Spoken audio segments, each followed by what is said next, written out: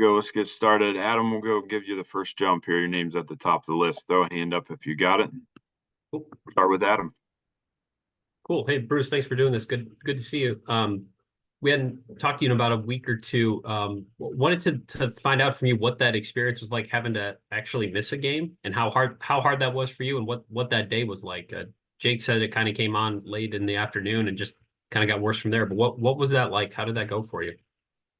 I mean, that was my first time ever experiencing a migraine.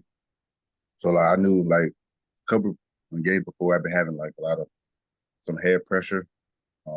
I don't know what it's been causing, but like that day before the Nebraska game, my head was hurting real bad. Like I walked in the gym, I looked at the lights, it was super hard. So I told Tony, I was training, I went in the room. Then like I didn't want to see no more light after that. But by that time, I probably knew I wasn't gonna play. How difficult of a decision was that? I've had migraines, they suck. But how hard was it to have to sit out for the first time in your career? Uh, it was. I wouldn't say it wasn't hard, but like it was just the most.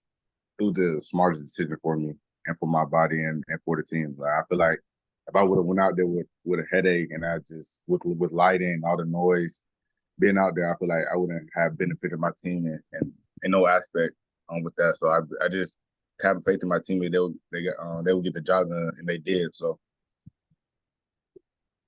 Thanks. All right, we'll go Andy Backstrom and then Andy Anders. Andy Backstrom, go ahead. Hey Bruce, what has this week been like? The week off? Did you feel like it was well needed at this point? Did you not want the week off? And how have you kind of tried to keep the momentum going before the game against Rutgers?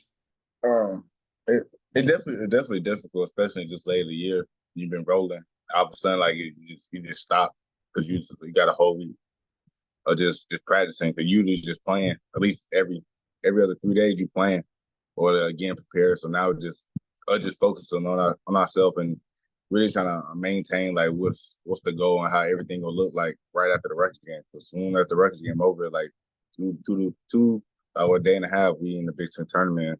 And you know how that is. Anything can happen. So we're just preparing and practicing hard just for that, especially trying to beat Rutgers to get a good seed in the Big Ten tournament. So what's the vibe been like at practice, I guess, this week? Still the same intensity? Yes, very competitive, especially we ain't playing. Wednesday got very competitive, got super competitive at practice. So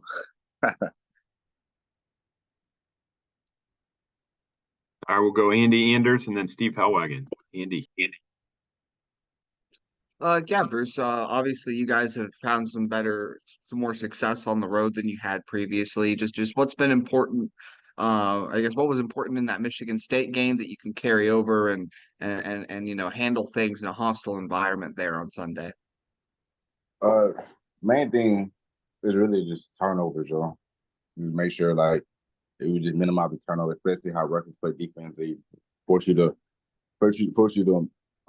make mistakes and have turnovers, especially playing at Rutgers on seeing like it was always a difficult place. Last year we lost in overtime, but like we know what type of game it's going to be against Rutgers, and I feel like everybody knows that on a road like you just can't be down too much. Like you never out the game, but being down 10 away feel like almost 20. So make sure you're trying to keep that gap in that closure throughout the game because definitely gonna have runs. The emotion's gonna be super high.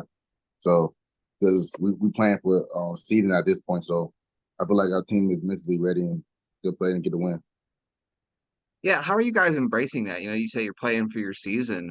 Just how are you kind of welcoming that challenge of trying to fight your way into the bubble, so to speak? Just take it like I've been saying. Just take it one day at a time. Like you really can't control anything. Only thing you control what happens today. So today we have practice. Make sure we get the best out of what we do today. We do the same thing tomorrow.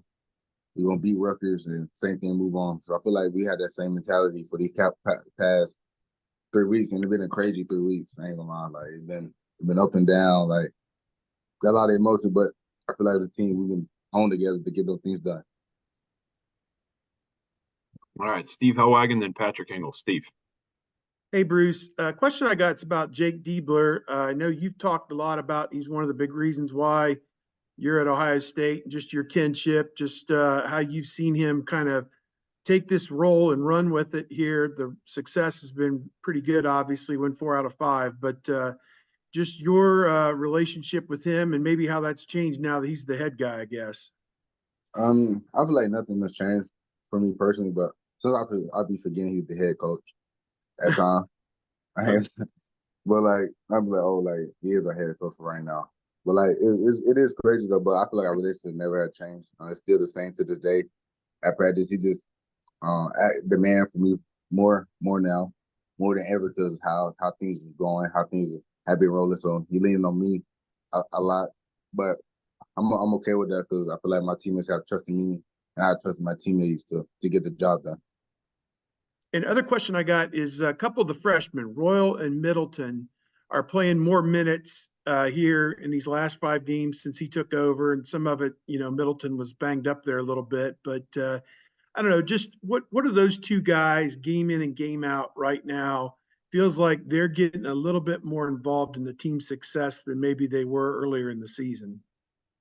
And just at the end of the season, it's like everybody's tired in a formal way. Like you at the end of the season, we're playing over like 30 plus games, and like that extra like 6 to 7, 8th, 9th man on the roster could be a big difference in games. For example, I watched Wisconsin versus Rutgers last night, and the guard from Wisconsin, McGee, literally changed the game. Like he went like 5 for 5, literally changed the whole game around. And Devin has started playing lately. It had some big time threes against Michigan, running down the floor, things like that. So I feel like having those guys playing at the rate they're playing right now, I feel like anything's possible for us to make it to March Madness. Great, thanks a lot. All right, we'll go Patrick Ingalls and then Whitney Harding. Patrick. Yeah, hey Bruce. So with this week off that you guys had, I know you said that you were kind of talking about the last 3 weeks and saying that it was pretty crazy. So did you have time to maybe reflect and maybe take a deep breath this week off and say like, wow, this has been such a crazy week for us? Did you maybe talk to players about that, or was it just full steam ahead, just thinking about practice and all that?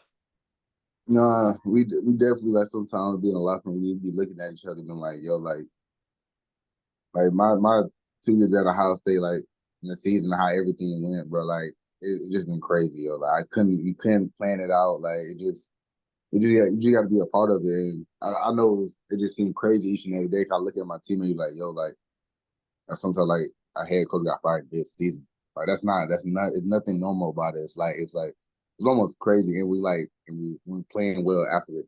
So it just shows the potential and how college basketball can be at times. But I feel like we have so much at stake still. Like I feel like we can play with anybody in the country. I just feel like we went through a slump in January, then we picked it back up late February. But like now, like I feel like we one of the hottest teams out there, and I feel like a lot of teams don't want to play us right now, and we have a lot of confidence, a lot of momentum in going into the Big Ten tournament. Yeah, and then I think after what game was it? It wasn't the Purdue one, the next one. Diebler was talking about like the pace and practice for like the week off and how he wanted to maybe like shorten the practice a little bit. So I was just wondering, did he do that, end up like having shorter practices, or was it just kind of the same thing? I mean, if you ask me, it feels the same. It just feels the same. Same pace. Like, Yeah. yeah. So that's just how he thrives off. Like he can't stand when people walk or look like they semi jogging, like is it full speed, everything. But that's just how it's been lately, and it's been working. So I understand like why he feel that type of way, because it has been working for us. Thanks, Bruce. All right, now we'll go to Whitney Harding. Whitney. Hey, Bruce, as a migraine sufferer, I can't even imagine what that would have been like prepping for a game. You guys, you want to win every game, but the way that things have gone these last few weeks going into this Rutgers game, I mean, there's a lot on the line here. Is it more fun to prepare for that kind of a game knowing that there's really big stakes here? Of course.